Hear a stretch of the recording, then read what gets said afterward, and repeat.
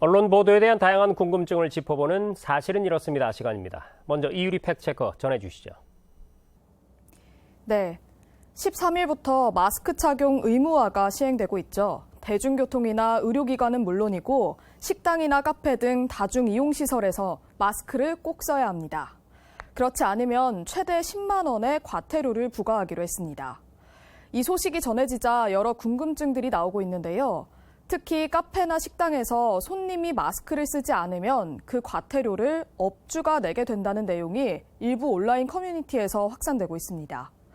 마스크 미착용으로 인한 과태료는 관리 운영자의 경우 최대 300만 원까지 부과되기 때문에 업주들의 우려가 커지고 있는데 이 내용 사실일까요? 결론은 사실이 아닙니다.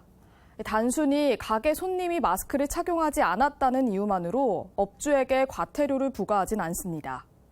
미착용 당사자가 과태료 부과 대상입니다.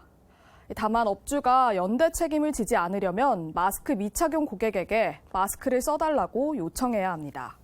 업주도 행정명령에 대한 자신의 의무를 다해야 하는 거죠.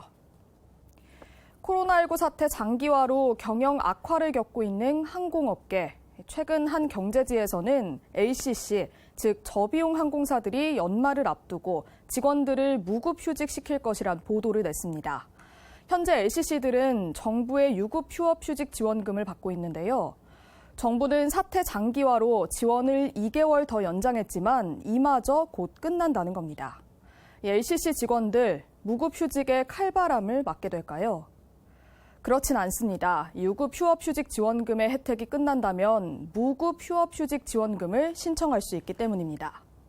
무급 지원금은 180일 동안 받을 수 있고 평균 임금의 50% 내에서 근로자에게 직접 지원됩니다.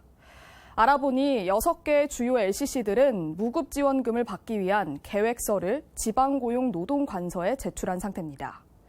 고용노동부는 올 연말 유급지원금이 종료되는 사업장이 늘 것으로 예상하고 고용안정 현장지원 TF를 구성했습니다. 각 기업들이 정부의 다양한 고용지원 제도를 활용할 수 있도록 제도 안내와 컨설팅을 운영할 계획입니다. 기존의 계약을 해지한 후 새로운 보험에 가입하라고 하는 경우, 또 특정 상품을 유독 추천하는 경우, 또 담당 보험 설계사가 계속 바뀌는 경우, 지금까지 보험업에 있던 부당 영업 관행입니다. 계약 초기에 높은 수수료를 받을 수 있기 때문에 소비자의 권리를 해치면서 부당 영업을 하는 건데요. 금융당국은 이런 관행을 개선하고자 보험감독 규정을 개정하고 수수료 체계를 개편했습니다. 판매 수수료가 고객의 초년도 월 보험료의 1,200%를 넘지 못하게 말이죠.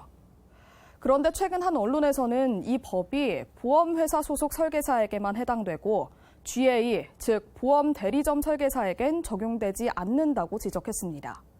이 내용 사실인지 팩트체크해봤습니다. 금융당국은 보험 설계사의 소속에 따라 법 적용이 달라지지 않는다고 답했습니다. 즉 모든 보험 설계사가 법 테두리 안에 들어가게 되는 겁니다. 금융당국은 내년 새롭게 시행되는 법인 만큼 법 준수가 잘 되고 있는지 지속적인 모니터링과 제도 보완을 함께할 계획이라고 말했습니다.